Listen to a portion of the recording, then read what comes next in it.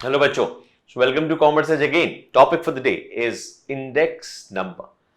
Statistics का last topic और statistics का सबसे अच्छा टॉपिक, क्योंकि ये स्कोरिंग है।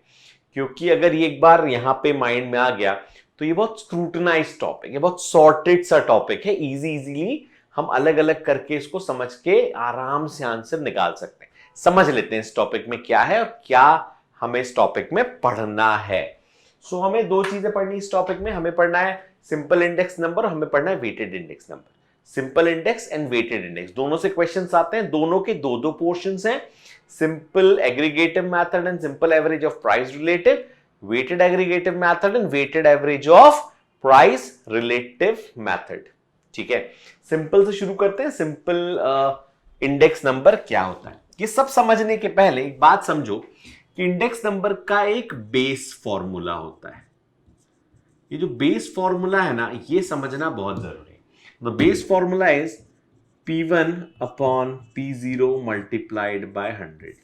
इससे क्या पता चलता है कि हम प्राइस ऑफ करंट ईयर को, जो साल चल रहा है, उसको प्राइस ऑफ किसी बेस ईयर या प्रीवियस ईयर से डिवाइड करके 100 से मल्टीप्लाई करते हैं। मतलब हम कहीं ना कहीं कंपेयर कर रहे हैं। किसको? हम P1 को किसी बेस ईयर की प्राइस से कंपेयर करते हैं। और जब कंपेयर करते हैं तो इंडेक्स नंबर निकलता है। मानो इंडेक्स नंबर का आंसर आता है 140, तो ये किस इंडेक्स नंबर का आंसर निकला? तो हम हमेशा मानेंगे ये करंट ईयर का आंसर आया। सो करंट ईयर का जो इंडेक्स नंबर है, इंडेक्सिंग है, दैट इज 140। बेस ईयर की इंडेक्सिंग बाय डिफॉल्ट 100 होती है, क्योंकि अगर तुम बेस ईयर को बेस ईयर से कंपेयर करोगे तो आंसर 100 ही आएगा, P0 अपॉन P0। मतलब base year is always 100। Need not to mention this, फिर भी कुछ क्वेश्चंस पे इसको अलग से मेंशन करते हैं और बच्चे वहीं कंफ्यूज हो जाते हैं। अरे यार, बेस ईयर की वैल्यू 100 क्यों दिए? वो ना दे बेस ईयर की वैल्यू तो डिफॉल्ट 100 होगी ही होगी। तो उसके बारे में ज्यादा सोचना मत, सिंपल सा है। क्या है?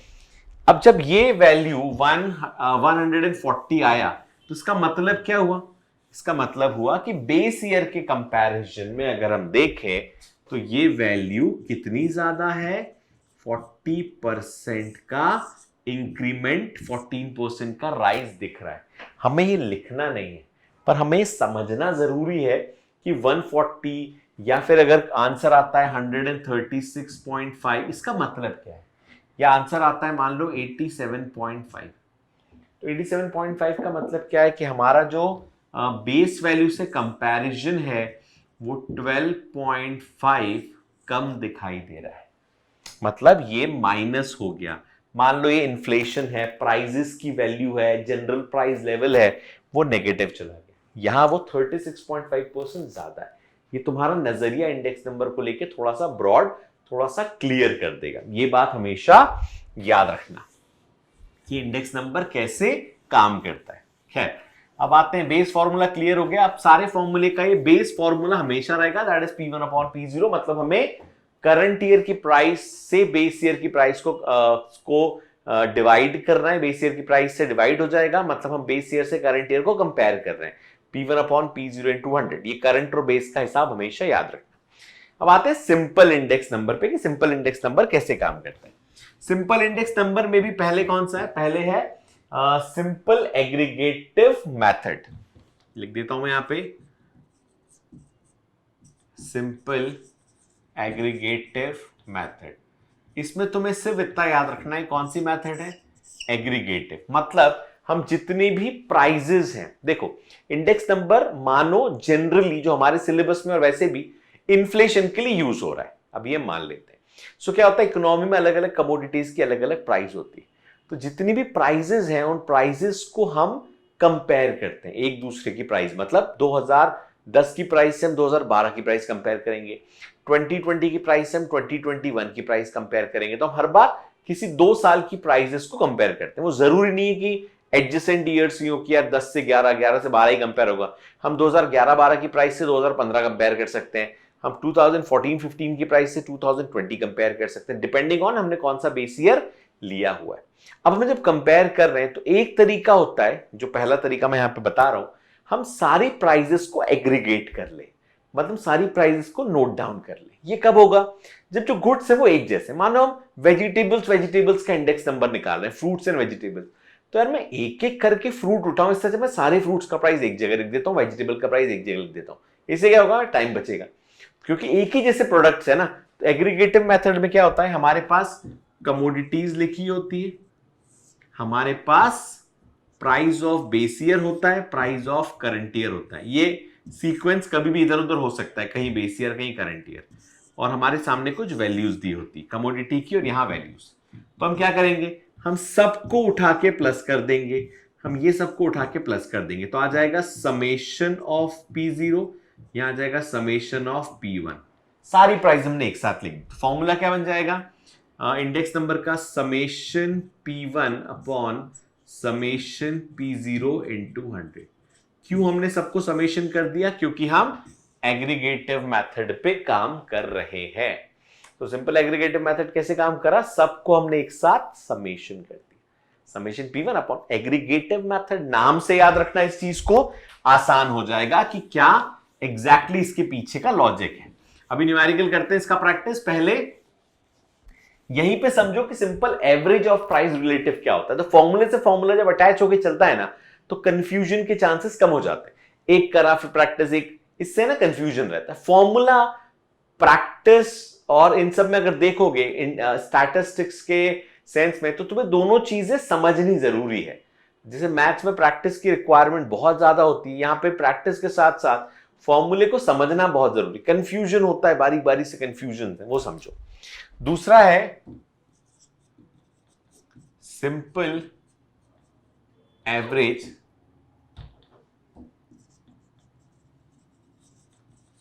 Of price relative. जो हमने बेस फॉर्मूला लिखा था अभी, that is P1 upon P0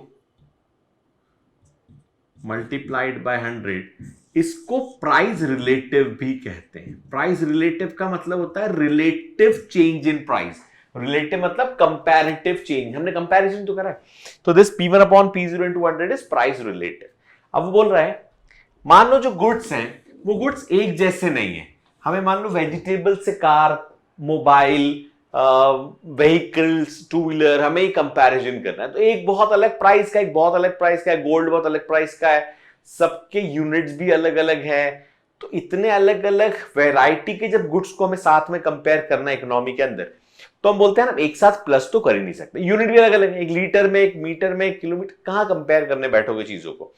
तो इससे अच्छा एक तरीका है वो ये कि तुम्हारे सामने कमोडिटी दी हुई है, हम अब ऐड नहीं कर पा रहे हैं।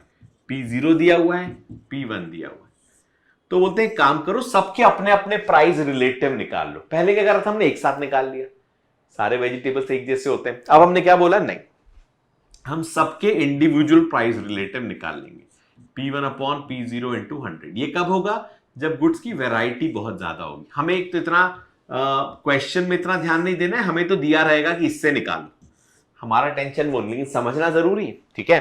तो कमोडिटीज दी है, प्राइस 0 दिया है, प्राइस 1 दिया है, हमने सबका निकालना शुरू कर दिया। मतलब P1 अपॉन P0 इंटू 100 ये पहले वाले का, फिर P1 अपॉन P0 इंटू 100 ये दूसरे का, फिर P1 अपॉन P0 इंटू 100 ये तीसरे का। सबके अपने अपने प्राइस रिलेटिव आ जाएंगे। मान लो प्राइस रिलेटिव आया 100, यहां आया 120, यहां आया 140। तो हमने क्या करा, 100 plus 120 is 220, 220 plus 100 is 320 plus 40 is 360। 360 और हमें ये आ गया हमारे तीन price relative, this plus this plus this. हमें इन तीनों का क्या लेना है, एवरेज, बस मीन निकालना है। तीनों का अलग अलग प्राइस रिलेटिव है। अब प्राइस रिलेटिव क्या हुआ, एक लीटर में था, एक की वेइंग जो वो थी, वेइंग जो सिस्टम था दैट इज इन किलोग्राम। एक का weighing is unit, 1 2 3 car, 4 cars. एक का वेइंग यूनिट डजन, अलग होगा सबका वेइंग यूनिट, मतलब सबका मेजरमेंट जो यूनिट्स है, सॉरी, वो सबके अलग अलग होंगे। तो हमने अब जो कन्वर्ट कर लिया वो हमने प्राइस रिलेटिव में कर लिया, रिलेटिव परसेंटेज में हमने कन्वर्ट कर दिया, और सबका मिला के आया 100, 120, 140। तो जो 360 आया इसका एवरेज निकाल लो। 360 डिवाइडेड बाय 1 2 3, तीन वैल्यूज हैं 3, तो वैल्यूज कितनी आ जाएगी 120 ईच। तो सबका एवरेज कितना आ गया 120। तो मान ले इसका ही 120, इसका ही 120, एवरेज यही तो बोलता है, average of price relative. Simple. दोनों का एक बार फॉर्मूला लिखता हूं, फिर अपन इसकी एक बार प्रैक्टिस देखते हैं, और तुम लोग भी साथ में प्रैक्टिस करो, आ जाएगी ये चीज। चलो, सो एग्रीगेटिव मेथड का फॉर्मूला क्या हुआ? एग्रीगेटिव मेथड कौन सी? Simple aggregative method. Formula is summation p1 divided by summation p0 multiplied by 100 with all the logics. Now, simple average of price relative. Formula is summation p1 upon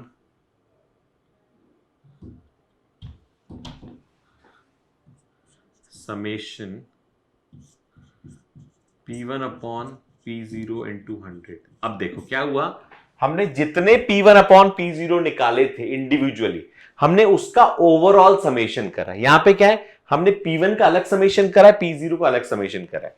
तो यहां पे हमने पूरा इंडिविजुअली करा है, उसका समेशन लिया divided by n। What is n? Small लिख देता हूं, याद रहेगा। n is number of observation. ये पता है कैसा है, ये वैसा ही है, समेशन x अपॉन n, मतलब मीन। तो मीन निकल आएगा हमारा। अब हम मीन लिख नहीं सकते, तो हमें लिखना पड़ेगा average of price relative answer. Simple है। क्वेश्चंस पे आते हैं। पहले न्यूमेरिकल में देख लेते हैं सिंपल एग्रीगेटिव मेथड कैसे काम कर रहा है। ठीक है, let's see simple aggregative method में जो क्वेश्चन में लिखा हुआ है। सो जो कंटेंट लिखा हुआ है क्वेश्चन के हिसाब से, तो हमें कमोडिटी दी हुई है। क्या है commodities? A B C D E, और हमें वैल्यू दी है P0 की, P0 और P1। P0 की वैल्यू है 2 10 15 5 8, 2 10 15 5 8, और P1 की वैल्यू दी है 5 15 20 8 12। ये है प्राइस ऑफ बेस ईयर। 2 रुपए था, फिर 5 रुपए हो गया बढ़ के, 10 रुपए था, 15 रुपए हो गया। ये अब हमें क्या करना है, हमें दोनों को कुछ नहीं करना है, P1 का पूरा एग्रीगेशन और P2 का पूरा P0 और P1 का पूरा एग्रीगेशन हमें लेना है। तो इसको अगर हम एग्रीगेट करते हैं तो वैल्यू आती है 2 + 10 12, 12 + 8 20, 20 + 20 is 40।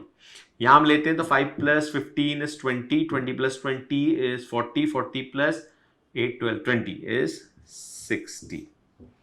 तो वो फॉर्मूला क्या बना, summation P1 upon summation P0 multiplied by 100, मतलब 60 डिवाइडेड बाय 40 मल्टीप्लाइड बाय 100, मतलब 6 × 100 is 600 divided by 4 equals to 150।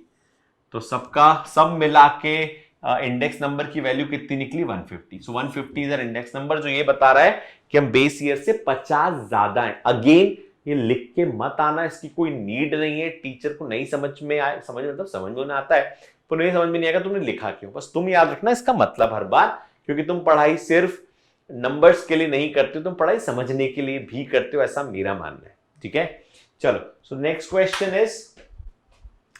है तुम्हारे सामने।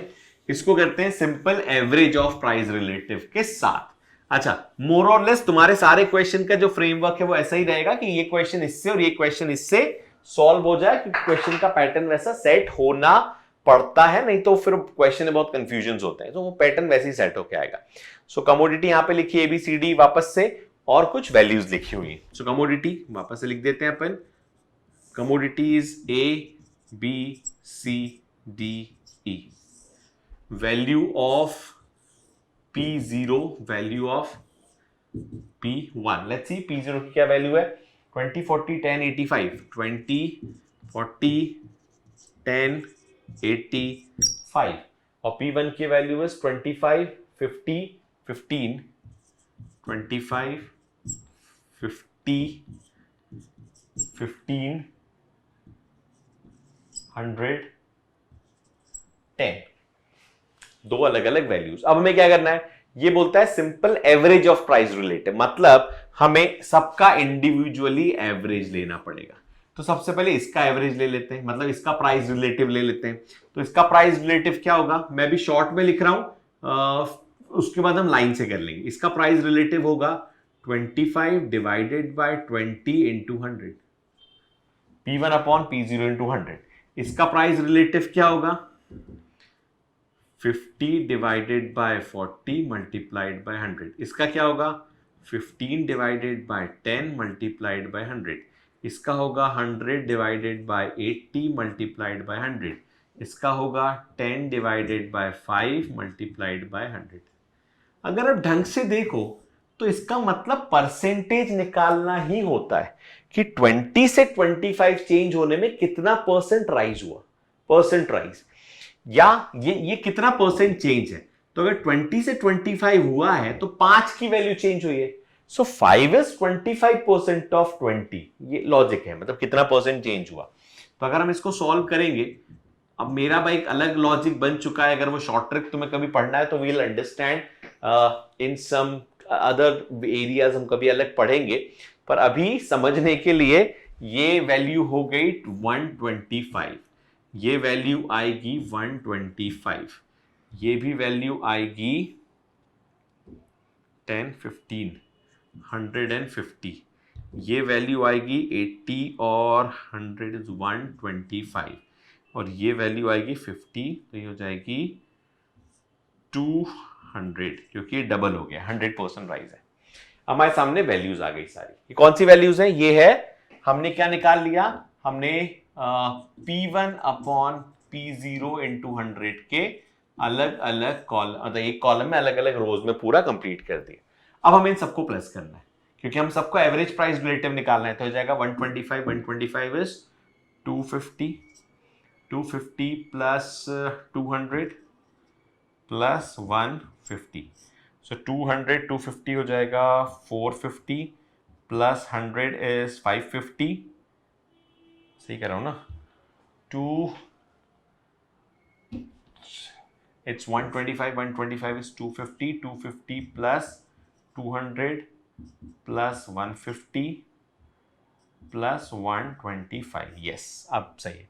So 250, 250 is 450, 450 plus 150 is 600 plus 125 is 725. तो 725 divided by 725 divided by 5, simple सा आंसर आ जाएगा। सिंपल है, क्यों सिंपल सा आंसर आ जाएगा, क्योंकि 5 के साथ इजीली डिवाइड हो जाएगा। So 5 1s are 5, 2 225, 525 is 225, so answer is 125। Average आ गया सबका, हमने ऑन एन एवरेज सबका एवरेज निकाल लिया, कैसे ये एवरेज वर्क कर रहा है। ठीक है, अब इसी लॉजिक के साथ तुम सब कुछ निकाल सकते हो। कैसे हो रहा है ये, क्या निकाला तुमने सारी वैल्यूज को सम अप करा और सारी वैल्यूज का एवरेज निकाल दिया। This is how things work. ठीक है, अब यहां calculation is not the issue. Index number में तुम्हें सिर्फ इतना सोचना है कि तुम कौन से फॉर्मूले से कर रहे हो। फॉर्मूले को थोड़ा सा ऑब्जर्व करोगे तो एग्जैक्टली तुम्हारा इंडेक्स नंबर सही से बैठ जाएगा दिमाग में। फिर आता है वेटेड इंडेक्स नंबर। अब वेटेड में भी दो है, weighted average of price relative and weighted aggregative method. एक ट्रिक के साथ इसको समझाता हूं मैं कि ट्रिक कैसे वर्क करता है। पहले हम कर लेते हैं जो नॉन ट्रिकी है। Non tricky is weighted average of price relative, इसमें ट्रिक नहीं लगेगा, सिंपल है, एक बार समझ लेते हैं। बट वेटेड एग्रीगेटिव मेथड में एक ट्रिक लगता है, बच्चे रटते हैं उसको बैठ के। तो पहले हम ले लेते हैं वेटेड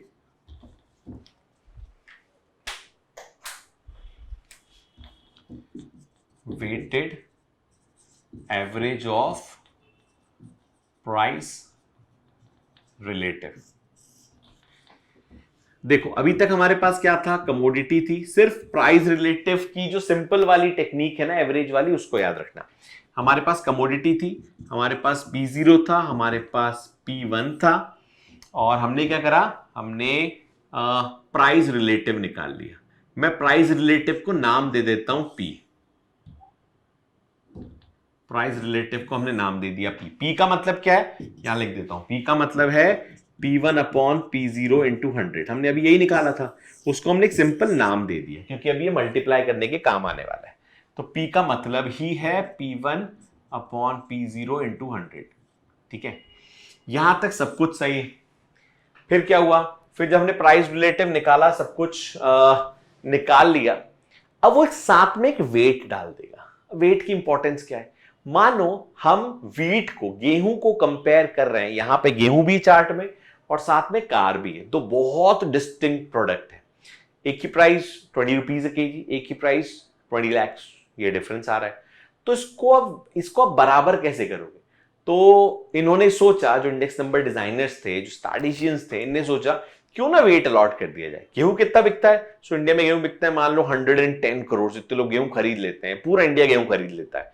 कार कितनी बिकती है, कार मुश्किल से पूरे साल भर में 20 लाख की कार, मान लो 2000 कार बिकती। सो कार को मल्टीप्लाई करो 2000 से, 2 लाख की कार को, 20 लाख की कार को, और गेहूं जो है 20 रुपए का, उसको मल्टीप्लाई करो 120 करोड़ से। सो अब आपने क्या करा, आपने दोनों वैल्यूज को इक्वलाइज कर दिया। जो अलग अलग वैल्यू भाग रही थी ना, वो आके बराबर आ गई। क्योंकि ऐसा नहीं होगा 20 लाख की कार भी 100 करोड़ लोग खरीद रहे हैं, गेहूं भी 100 करोड़ लोग खरीद रहे हैं, वेट का अंतर आता है। तो जो वेट का अंतर आता है तो हम वेट अलॉट कर देते हैं। तो उन्होंने वेट अलॉट कर दिया, बस यही आ गया डिफरेंस। तो अब क्या बन गया, अब जब वेट अलॉट कर दिया तो एक कॉलम और बन जाएगा, दैट इज PW। बस अब हमें वेट को प्राइस रिलेटिव के साथ मल्टीप्लाई करना है, और फॉर्मूला क्या बनेगा फिर समझना। ये तो था ही, हम रिलेटिव निकाल ही रहे थे, एक चीज एक्स्ट्रा आ गई PW, क्योंकि वेट दे दिया। सो वेट और प्राइस रिलेटिव को मल्टीप्लाई कर देना।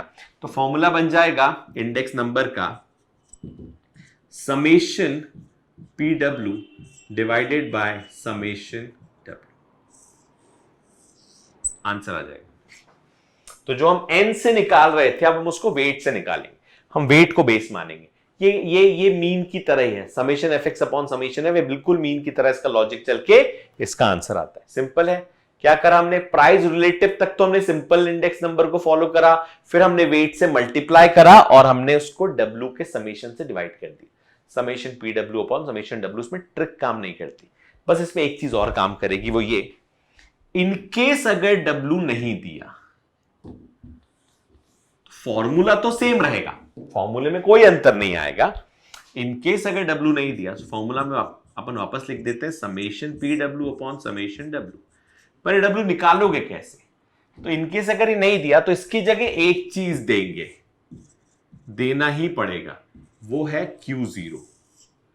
W नहीं देंगे तो क्या देंगे, quantity of base year, price of base year, price of current year, तो ये क्या हो गया, क्वांटिटी ऑफ बेस ईयर, और यहां डाल देंगे क्वांटिटी ऑफ बेस ईयर। तो अब यहां पे इसका रोल क्या है, W निकालने का तरीका, वो तरीका क्या है, Q0 P0, मतलब तुम्हें इन दोनों को मल्टीप्लाई करके ही W निकालना पड़ेगा। W है अभी भी, W गायब नहीं हुआ है, बस उन्होंने W की वैल्यू को लिखा नहीं। तो ये कहलाता है W की वैल्यू निकालने का तरीका। तरीका क्या हुआ, समेशन Q0 P0 को मल्टीप्लाई करके, तो अभी भी W है। पर कुछ बुक्स में, ध्यान देना, कुछ बुक्स में इसको W ना लिख के V लिख देते हैं, उसको बोलते हैं वेट की वैल्यूज, वैल्यू ऑफ W। तो ठीक है, तुम उसको W लिखो, तुम उसको V लिखो, इससे कोई फर्क नहीं पड़ेगा, वैल्यू कॉन्सेप्ट सब कुछ सेम रहेगा। तो V का मतलब क्या है, V का मतलब होता है वैल्यू ऑफ वेट। W का मतलब क्या होता है, W का मतलब होता है गिवन वेट। एक ही बात है, तुम वैल्यू कैलकुलेट करो या वैल्यू गिवन रहे, it's almost the same concept, वही है। So PW upon W is the final formula for weighted average of price relative. फिर आते हैं weighted aggregative method पे। अब यहां ट्रिक लगेगी तुम्हारे सामने, हमेशा याद रखना, वो ट्रिक बहुत इंपॉर्टेंट ट्रिक है। इसके अंदर वेटेड एग्रीगेटिव मेथड के अंदर 3 फॉर्मूले, मैं फॉर्मूला लिखता हूं, पहले फॉर्मूला नहीं, पहले अपन नाम लिखते हैं। First is, second and third. So पहले आता है लास्ट पेयर्स, फिर आता है पास्ट चेज, फिर आता है फिशर। हमेशा याद रखना जब भी पढ़ाई करो लास्ट पेयर्स को पहले लिख दो। क्यों? क्योंकि अल्फाबेटिकली एल पहले आता है। दिस इज, यहां से ट्रिक स्टार्ट हो जाती है। सो अल्फाबेटिकली क्योंकि एल पहले आ रहा है, so you have to write Laspeyres on the top. तुमने लास्ट पेयर्स को पहले टिका दिया, ठीक है, फिर लिखा पास्ट, पी बाद में आता है एलपी। और फिशर जो है दैट मींस इसके अंदर दोनों आ गए, last pairs into past chain, तो इसको अपन बाद में समझेंगे। दोनों ही आ गए तो हमें यही दोनों समझना है। चल, लास्ट पेयर्स क्योंकि पहले आता है तो उसके आगे लिख दो पहले, मतलब बेस ईयर का क्वांटिटी। पास्ट ईयर क्योंकि बाद में आया मतलब अल्फाबेटिकली, तो इसके आगे लिख दो करंट ईयर्स की करंट ईयर क्वांटिटी। जो बाद में है वो करंट है, जो पहले है वो बेस है। लॉजिकली ट्रिक समझ में आ रही है? अब तुम ट्रिक पढ़ रहे हो, ठीक है। चलो, सो हमने ट्रिक पढ़ ली। ट्रिक क्या है? एल पहले तो बेस ईयर, पी बाद में तो करंट ईयर। अब फॉर्मूला क्या बनेगा? इन भाई साहब को भी हटाते हैं। सबसे पहले लास्ट पेयर्स का फॉर्मूला बनता है, अच्छा, दोनों के फॉर्मूले का जो बेस है वो सेम है, मैं यहीं पे लिख देता हूं, बेस तुम लोग को याद रहेगा। Second formula is past chase, that is Q1. Now, base is same, P1 upon P0 multiplied by 100. Base is same, P1 upon P0 multiplied by 100. अब बस इतना याद रखना, जो लास्ट पीरियड था उसने बेस ईयर की क्वांटिटी से मल्टीप्लाई करा था प्राइस को। मतलब लास्ट पीरियड्स ने जो वेट लिया था, जो इस प्राइस में कितनी क्वांटिटी आती है, वो लास्ट पीरियड्स ने लिया था बेस ईयर की क्वांटिटी, और पास्ट ईयर ने लिया था करंट ईयर की क्वांटिटी। तो फॉर्मूला क्या बन गया? P1Q0 divided by P0Q0। ये दो सेम है अभी भी, ये दो अभी भी सेम है, सिर्फ क्या चेंज हो रहा है? Q0Q0। क्या चेंज हो रहा है? Q1Q1। तो last periods always take base year, so हमने Q0Q0 से मल्टीप्लाई कर दिया। पास्ट से ऑलवेज टेक करंट ईयर, हमने मल्टीप्लाई कर दिया। समेशन तो लगाओगे ही, 100 तो रहेगा ही। ये बन गया लास्ट पीरियड्स का फॉर्मूला, ये बन गया पास्ट ईयर का फॉर्मूला। जो पहले आता है बेस ईयर, जो बाद में आया करंट ईयर, मल्टीप्लाइड बाय 100। अब कोई तुमसे पूछेगा फॉर्मूला लिखो, और तुम्हें फॉर्मूला लिखना है, तो अपने आप को 2 मिनट देना। जैसे मुझे रटा हुआ है, जो रटने वाले बच्चे हैं वो क्या करते हैं? उनको याद है फॉर्मूला, तो वो करते हैं लास्ट पीरियड्स का फॉर्मूला ट्राई कर लेना अपने फ्रेंड्स के साथ। लास्ट पीरियड्स का फॉर्मूला समेशन, वो कुछ ऐसे लिखते हैं जिसमें खतरनाक है, summation P1Q0 divided by summation P0Q0 multiplied by 100। और पास्ट का formula summation P1Q1 divided by summation P0Q1।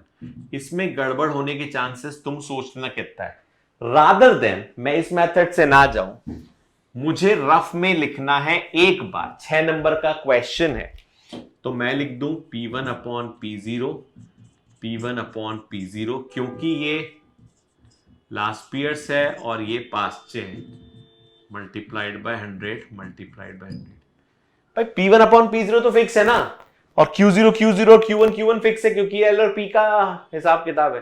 Last periods ने एक्चुअली बात बताऊं तो लास्ट पीरियड्स ने बेस ईयर की क्वांटिटी को ही लिया था, ये सच्चाई भी है। अब उसका नाम बेचारे का पहले आ गया L से, तो हमारे लिए वो ट्रिक बन गई। पास्ट ने सही में करंट ईयर की क्वांटिटी को यूज करा है कि उस प्राइस में करंट ईयर की कितनी क्वांटिटी आती है। इट डिपेंड्स ऑन यू कि आप क्या करना चाहते हो, आंसर आ जाएगा, ठीक है। फिर आते हैं फिशर्स पे। What is Fisher's? फिशर्स को आइडियल इंडेक्स नंबर बोलते हैं, क्योंकि वो अंडर रूट के साथ ज्योमेट्रिक मेथड में सॉल्व करता है। तो अगर हम फिशर को देखें तो it is last periods into past, बस this is the formula for Fisher's. लेकिन इस फॉर्मूले के साथ एक छोटा सा कॉन्सेप्ट जुड़ा है जो तुम सबको पता है बट हम भूल जाते हैं। वो ये कि जब मैं इस फॉर्मूले को एक्सपैंड करूंगा तो ये फॉर्मूला यहां आएगा, ये फॉर्मूला यहां आ जाएगा, ये पूरा फॉर्मूला यहां आएगा, ये पूरा फॉर्मूला यहां आएगा। मतलब ये फॉर्मूला बन जाएगा summation P1Q0 divided by P0Q0 multiplied by summation P1Q1 divided by P0Q1 multiplied by 100 multiplied by 100। 200 होंगे अंदर। अब 200 मल्टीप्लाई में होते हैं तो वो 100 बाहर आ जाएगा। और हम ध्यान नहीं देते हैं, छोटी सी चीज है, 100 बाहर लिखा हुआ है, तो कुछ बुक्स में कहीं फॉर्मूले में सिर्फ इतना लिखा है, कहीं फॉर्मूले में ये लिखा है। अब एक ही 100 बाहर है, तो कई बार हम उसको अंडर रूट के अंदर चिपका देते हैं। तो ये याद रखना, अगर हमारे पास दोनों के आंसर्स हैं, फिर समझना, मान लो हमारे पास इसका आंसर लिखा हुआ है 148, इसका आंसर लिखा हुआ है 125, तो हम सीधे क्या कर देंगे, under root 148 multiplied by 125, answer आ जाएगा। पर अगर हमें ये अलग अलग सॉल्व नहीं करना, हमें सीधे ये सॉल्व करना है, तो हम क्या करेंगे, इसकी वैल्यू, उसकी वैल्यू, उसकी वैल्यू, उसकी वैल्यू लिख के 100 को बाहर कर देंगे, क्योंकि फिशर इज दोनों का अंडर रूट का कॉम्बिनेशन। तो फिशर को लिखते टाइम, अच्छा Fisher is Laspeyres into Paasche से 90% क्वेश्चन अगर 6 नंबर का आता है, looking into the easiness of the question, not lengthiness. Lengthiness तो चलो है question, easiness of the question, they usually give fishers with the combination of last pairs and past check. So what they expect out of you, what are they expecting out of you, तुम ये निकालो, फिर तुम सीधे उठा के फॉर्मूले में चिपका दो, कोई नहीं, आंसर आ जाएगा, 100% आंसर आएगा। ये उठा के जब तुमने फॉर्मूले में चिपका दिया, तो इन दोनों को मल्टीप्लाई करना है और अंडर रूट में डाल के डिवाइड करना है, हो जाएगा आंसर। मैं बताता हूं कॉलम्स कैसे बनते हैं, ठीक है। तुम्हें कॉलम बनाना है, और उस बनाते टाइम क्या ध्यान रखना है जब तुम कॉलम को प्रिपेयर करोगे तब। सो व्हाइल प्रिपेयरिंग द कॉलम, तुम्हारे पास होगा कमोडिटीज, तुम्हारे पास होगा P0, तुम्हारे पास होगा P1, तुम्हारे पास होगा Q0, तुम्हारे पास होगा Q1। अब ये किसी भी सीक्वेंस में हो सकता है ये P0 Q0 हो, P1 Q1 हो सकता है P0 P1 हो, Q0 Q1 हो, या कुछ भी सीक्वेंस हो सकता है। बस इतना देखना तुम्हें बनाना क्या है। तो जब इसको बनाना शुरू करो, सबसे पहले लास्ट पेयर्स का फॉर्मूला लिख लेना। मतलब तुम्हें कौन कौन से समेशन चाहिए, तुम्हें एक समेशन चाहिए, summation P1 Q0 divided by summation P0 Q0। जैसे ही तुमने ये लिखा, यहां पे लिख देना P1 Q0 P0 Q0। दूसरा तुम्हें क्या चाहिए, तुम्हें पास्चे भी चाहिए, मतलब तुम्हें चाहिए P1 Q1, तुम्हें चाहिए P0 Q1। अब तुम्हें आराम से पेंसिल, पेन, स्केल सब यूज करते हुए आराम से मल्टीप्लाई करना है। यही वो एरिया है जहां गड़बड़ होती है, और ये एरिया में गड़बड़ होना, ट्रस्ट मी, सबसे दुख की बात होती है जब हम पेपर लिख के बाहर आते हैं। एक छोटी सी सिली मिस्टेक, मतलब तुम्हें करना क्या है, P1 Q0 हमने मल्टीप्लाई करा, फिर तुम्हें करना है P0 Q0। तुम समझ पा रहे होगे तकलीफ क्या होती है, कॉम्बिनेशंस बनेंगे। फिर करना है P1 Q1, फिर तुम्हें करना है P0 Q1। ये कॉम्बिनेशन आराम से देखना, क्योंकि सब यहीं पे है। तो तुमने एक बार जब मल्टीप्लाई कर दिया, सॉल्यूशन, बस फिर समेशन है, फिर कोई इशू नहीं। सो दिस मल्टीप्लीकेशन, जो क्रॉस सेलिंग मल्टीप्लीकेशन हो, इससे उसको, उससे उसको, इससे उसको, ये उसका भाई, उसका भाई, वो जो बनता है ना, वो आंखें घुमाता है लास्ट मिनट में एग्जामिनेशन के टाइम पे। और गलती, हमें वैसे ही डर लगता है गलती ना हो, नहीं होती। लंबा क्वेश्चन लगता है, बिल्कुल लगने देना, 6 नंबर की बात है, कोई फर्क नहीं पड़ने वाला, बस आराम से हो जाएगा, ठीक है। So this is all about index number. Easily sort हो जाएगा, इजीली सॉल्व हो जाएगा, ठीक है। चलो, so thanks a lot for listening carefully, समझो इसको, पढ़ो इसको, चीजें सॉर्ट हो जाएगी। Thank you.